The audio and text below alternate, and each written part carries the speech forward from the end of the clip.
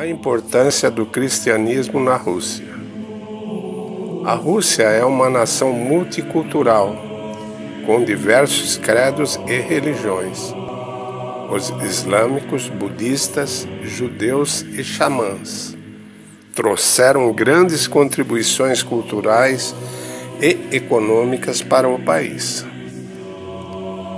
Mas dentre todas as religiões, a mais enraizada no imaginário e na história russa é o cristianismo, majoritariamente representado pela Igreja Ortodoxa Russa. A Igreja Ortodoxa Russa esteve presente em todos os momentos cruciais, sempre lutando, sofrendo ou festejando ao lado do povo. Note-se também que durante a fragmentação feudal do século XII, apenas a Igreja Ortodoxa permaneceu a principal portadora da ideia de unidade do povo russo, que se opunha às constantes brigas principescas. No século XIII, hordas tártaros mongóis atacaram a Rússia, mas mesmo eles não conseguiram quebrar a Igreja russa. Moral, espiritual e materialmente, ela contribuiu para a criação da unidade política russa. No século XIV, quando os principados russos começaram a se unir em torno de Moscou, os grandes santos russos tornaram-se assistentes espirituais dos príncipes de Moscou. A metropolita Alexei tornou-se o mentor do santo príncipe Dmitri Donskoi. O metropolitano hierarca de Moscou ajudou o príncipe de Moscou a manter a unidade do sistema político e terminar as guerras feudais. O santo ortodoxo Sérgio de Radonezh abençoou Dmitri Donskoi na Batalha de Kulikovo. Esse feito de armas foi o começo da libertação de terras russas dos tártaros mongóis. Deve-se notar que a Igreja Ortodoxa ajudou a preservar a cultura e a identidade nacional do povo russo. Os mosteiros não eram apenas centros espirituais, mas também centros de cultura e educação, onde eram mantidas crônicas históricas, florescia a iconografia, livros teológicos foram traduzidos e escritos. Além disso, durante as guerras, os mosteiros eram um abrigo seguro para a população local se refugiar, pois além da proteção de grandes muralhas, ainda havia suprimentos e água para os refugiados.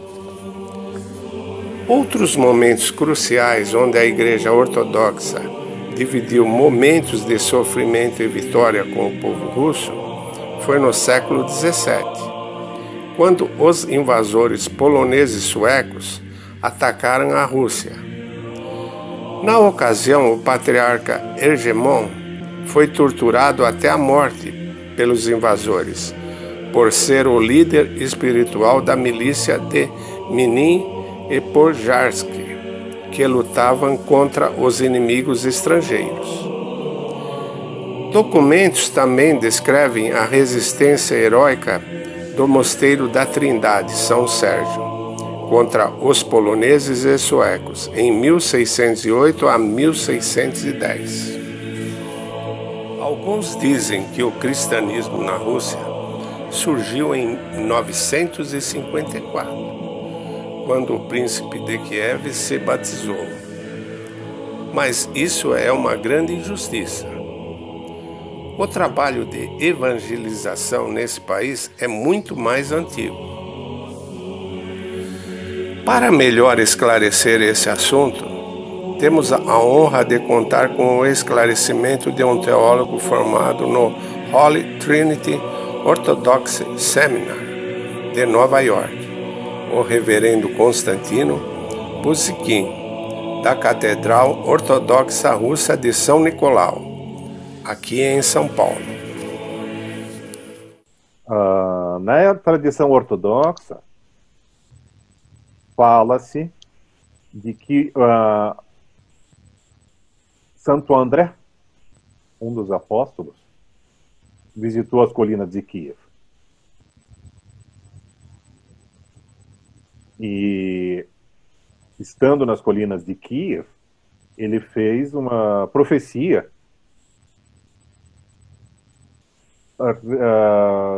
referente ao futuro daquelas terras.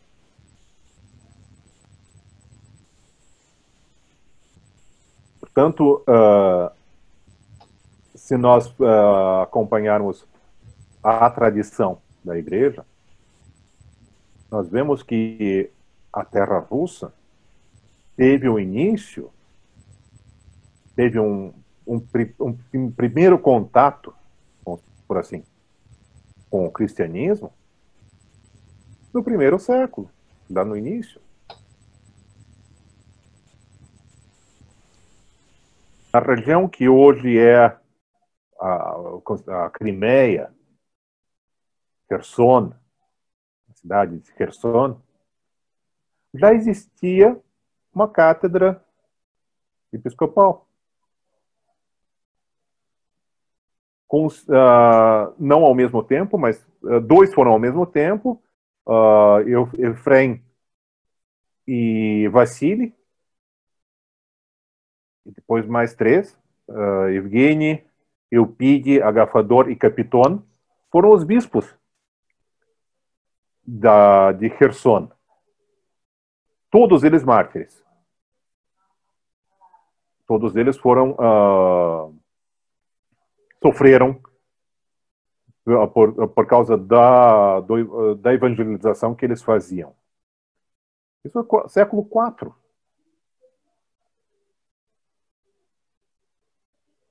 Sendo que os dois primeiros, Efrem e Vassili, eles foram para a Crimeia mandados pelo bispo de Jerusalém para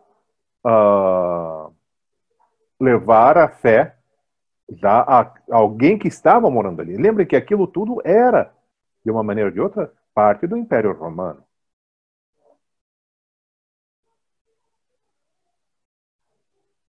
Então, o início da cristianização foi bem antes de Vladimir. Olga, a avó de Vladimir, ela se tornou cristã, foi batizada bem antes de Vladimir. Mas eram fatos isolados da história. Mas a partir de Olga já começou-se um movimento maior de procura da fé. De Vladimir até por os dias de hoje, os primeiros 8 séculos são séculos em que apresentam o mínimo de mártires. O último século, o século XX, é o século que, na sua quantidade de mártires, sobrepuja todos os santos dos 9 séculos anteriores.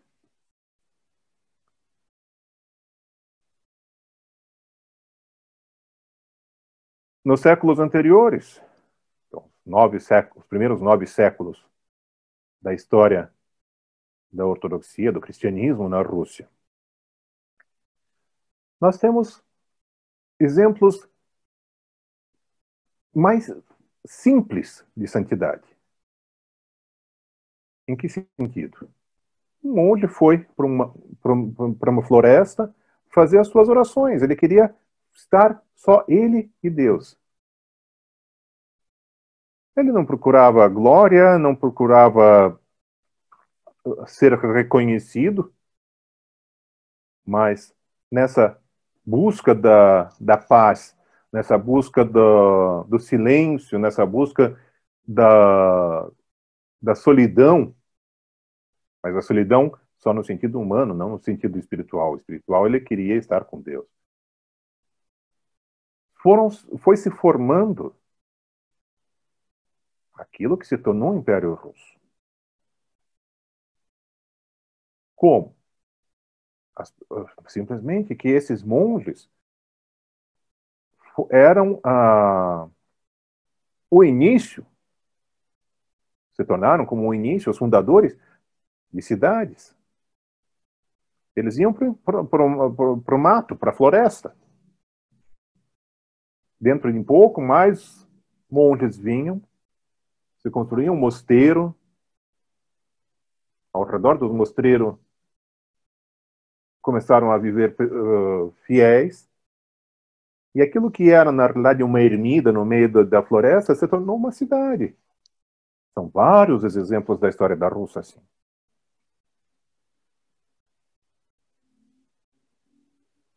Isso não é uma coisa única dos russos. Em outros lugares aconteceu a mesma coisa. Não só na parte, digamos, vamos chamar assim, oriental, os Balcãs, a Rússia, mas no Ocidente também.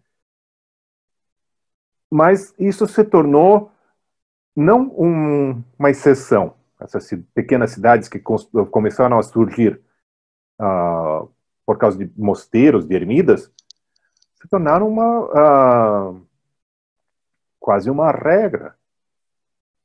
O início da cidade geralmente era um mosteiro.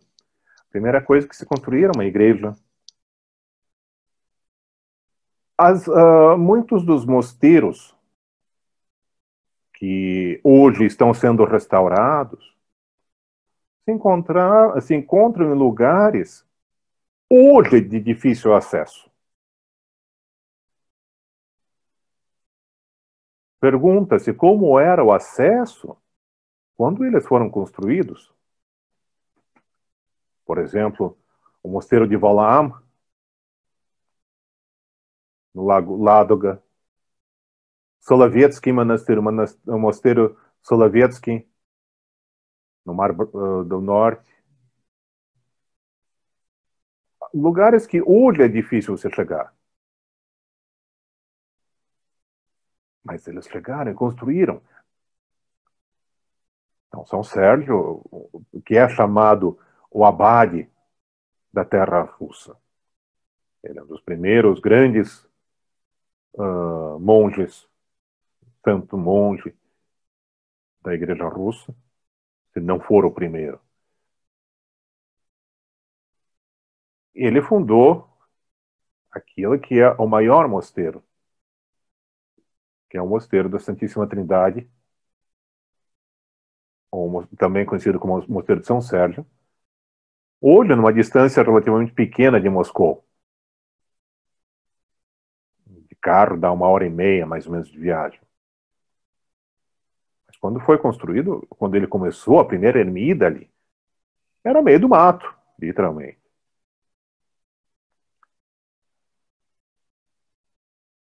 Mas logo começaram a vir seguidores.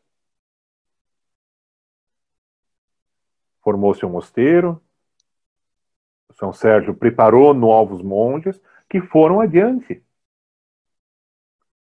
Foram para Valaam, foram para Solovetsky, a ilha de Solovetsky. E Valaam, por exemplo, que é no meio do Lago Ládoga.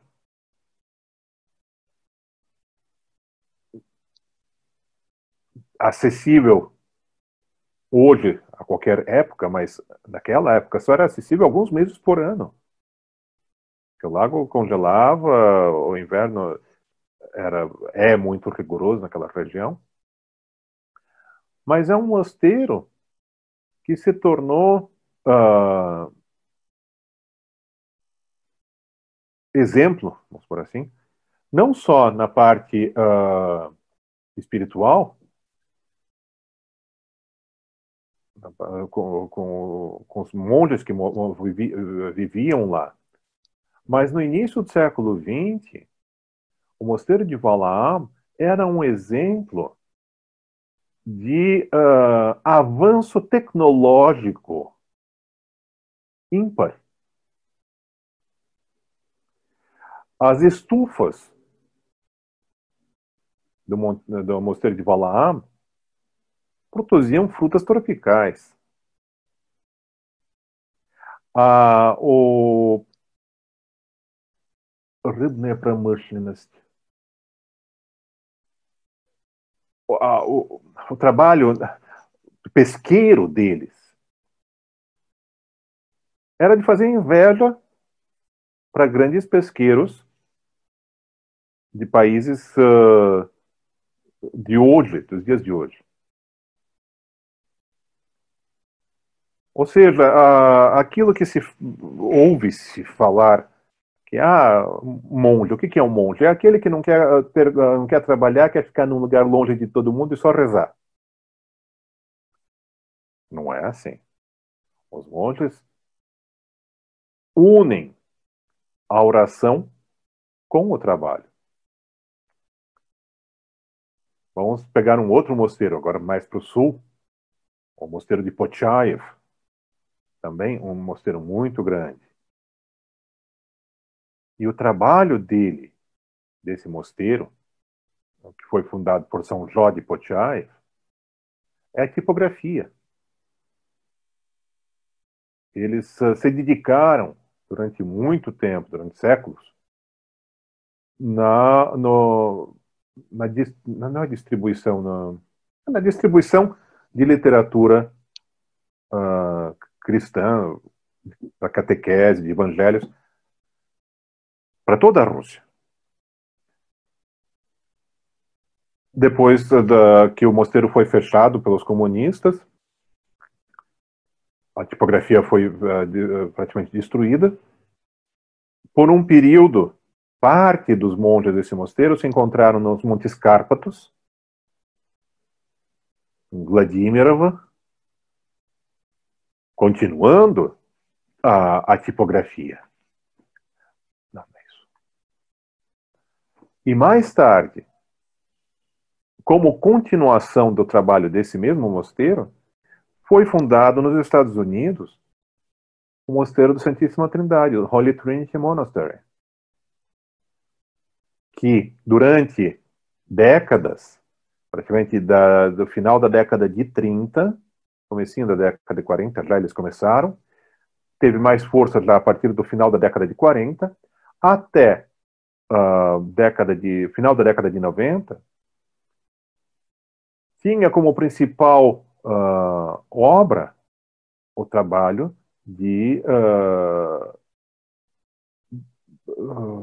da tipografia, sendo que durante muitos anos, na época do comunismo, enviava-se de lá, não diretamente do mosteiro, mas por vários caminhos, literatura ortodoxa para a União Soviética.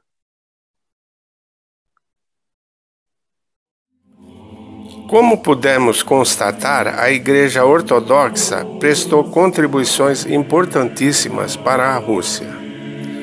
Junto ao povo, venceram todos os obstáculos, até que em 1917 surgiu um inimigo ainda mais impiedoso do que os mongóis.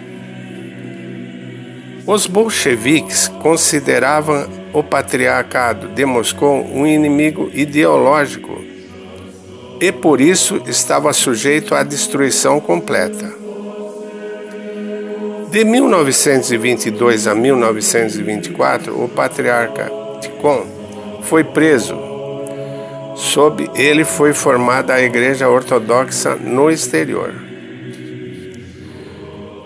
Na União Soviética, apenas um pequeno número de igrejas foi deixado para o culto.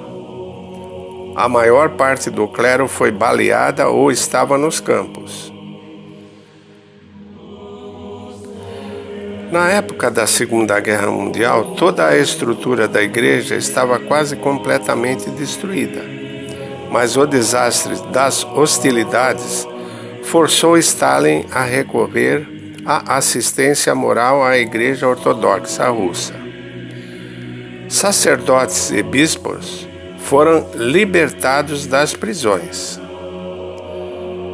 Sob Nikita Khrushchev, em 1958, uma campanha antirreligiosa começou. Mosteiros e escolas teológicas foram fechadas. As prisões começaram. Em 1964, mais de 1.200 pessoas foram condenadas. Mas no período de Brezhnev, toda a perseguição à igreja parou. Mas, apesar disso, ainda era rigidamente controlado pelas autoridades. Essa realidade só melhorou em 1988, com o fim do comunismo. Nesse período, mais de 1.000 templos foram abertos. Mas ainda há muito a ser feito para restaurar a Igreja Russa à sua antiga glória. Como pudemos constatar a trajetória da Igreja Ortodoxa Russa, não foi nada fácil e nenhum versículo poderia retratar melhor essa trajetória do que João 16, versículo 33. Tenho-vos dito isso, para que em mim tenhais paz. No mundo tereis aflições, mas tende bom ânimo. Eu venci o mundo. O tema desse vídeo foi uma sugestão do nosso inscrito Ângel. Você também gostaria de sugerir um tema para os próximos vídeos? Deixe nos comentários. Sua participação é muito importante. Quer saber mais sobre a Rússia Imperial? Inscreva-se em nosso canal e ative as notificações.